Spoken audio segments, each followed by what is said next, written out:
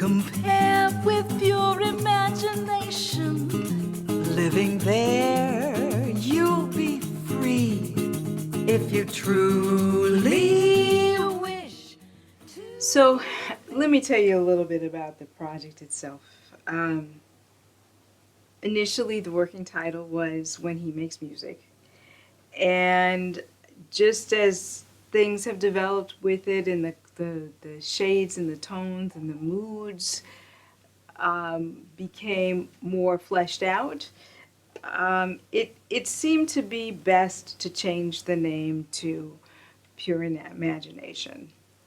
So we're talking about 2 years of work to get this done, because it goes from concept to discussion to planning to actually recording.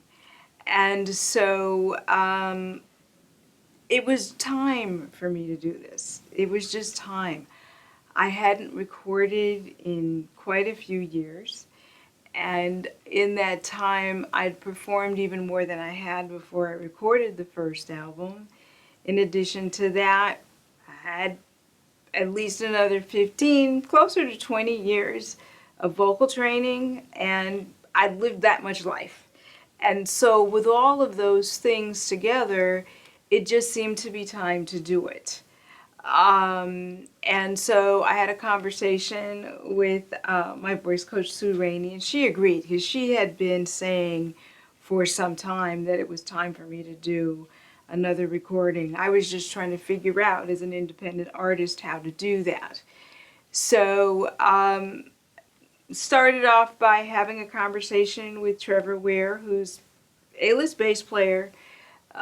He's with the Count Basie Orchestra, and he performs with a lot of names you'd recognize. And he had co-produced the first album, and so it just kind of made sense, given that we've been friends for quite some time, and there's a high level of trust with him. And I was really happy what he did with the first album, that he'd be the producer for this one. So we started hours and hours of planning sessions to figure out what to do and how to do it and what the tune should be, and all the rest of that. But it takes funding, and so I knew that I'd be able to do some fundraising. I knew that I could probably find some other funds in another way, but I needed somebody to help me start. And so I have a very good friend who's a voice actor, and he's developing his own singing career, Anthony Barry Smith, and I happened to mention it to him. And he was generous enough to give me the beginning start for the project. And so as a result, I was able to record 2 tunes. And then time went on, and I did some more fundraising, and I was able to complete the project. So as it was developing, and Trevor and I were figuring out like what next to do after the 2 tunes, we started looking at a number of options. So one thing that we came to was that it might be a good idea to have a couple of other producers kind of give some texture to the album. So one of the things that Trevor and I talked about, I had just gotten back from New Orleans, and I really thought it would be cool to do a New Orleanian styled second line tune.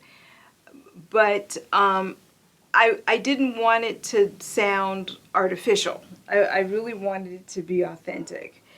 And Trevor and I, some years ago, we performed in a New Orleans styled restaurant, and I was performing Paul Simon's tune Gone at Last, which kind of has a gospel-y feel, and Paul Simon had recorded it with Phoebe Snow, and we were in the restaurant, and we were getting ready to do the tune, and Trevor looks around and he says, "Hey," he says, "let's try this as a second line tune." And it really worked. So I reminded him of that, and he agreed that it would be a good addition to the album, but he really echoed my sentiment about wanting to really give it a genuine New Orleanian feel.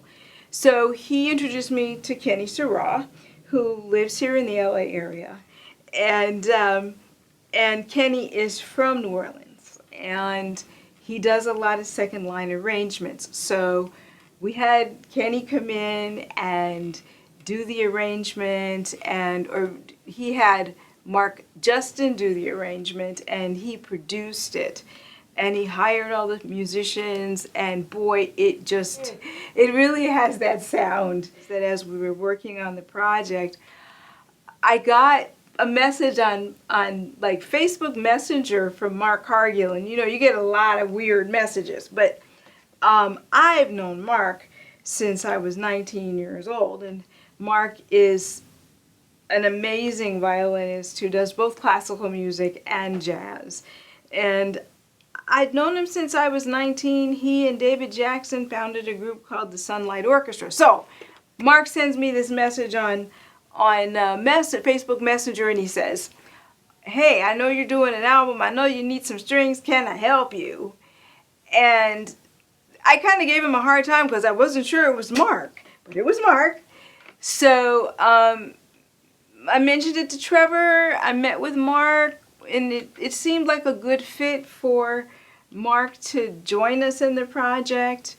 And initially we were going to do 2 tunes together, and we actually wound up doing 4.